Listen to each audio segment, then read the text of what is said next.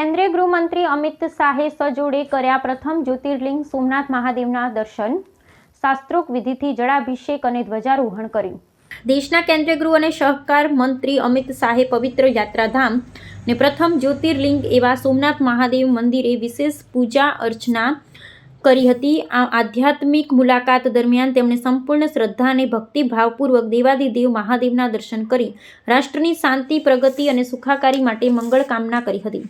કેન્દ્રીય મંત્રીની સાથે તેમના ધર્મપત્ની સોનલબેન શાહ પણ ઉપસ્થિત રહ્યા હતા। સોમનાથ ટ્રસ્ટના સક્રિય ટ્રસ્ટ તરીકેની જવાબદારી નિભાવતા અમિત શાહે ગર્ભગૃહમાં શાસ્ત્રોક્ત વિધિથી જળાભિષેક કર્યો હતો અને મંદિરના શિખર પર પવિત્ર ધ્વજારોહણ કર્યું હતું। અગાધ આસ્થા અને સાંસ્કૃતિક ગૌરવના પ્રતીક સમાન આ મુલાકાતને પગલે કેન્દ્રીય સુરક્ષા એજન્સીઓ અને સ્થાનિક પોલીસ દ્વારા મંદિર પરિસર તથા આસપાસના વિસ્તારોમાં અત્યંત ચુસ્ત પોલીસ બંદોબસ્ત ગોઠવવામાં આવ્યો હતો।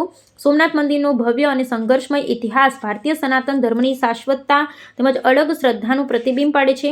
ટ્રસ્ટી તરીકે ગૃહમંત્રીનું આ દર્શન માત્ર એક ધાર્મિક વિધિ ન બની રહેતા ભારતીય સંસ્કૃતિના મૂલ્યો અને ગૌરવશાળી વારસાના જતનનો સ્પષ્ટ સંદેશ આપે છે। પૂજા અર્ચના સંપન્ન કર્યા બાદ તેમણે સોમનાથ ટ્રસ્ટ દ્વારા હાથ ધરવામાં આવેલા વિવિધ માળખાગત વિકાસ કાર્યો અને યાત્રાળુઓ માટે ઊભી કરવામાં આવેલી અદ્યતન સુવિધાઓની પણ સમીક્ષા કરી હતી।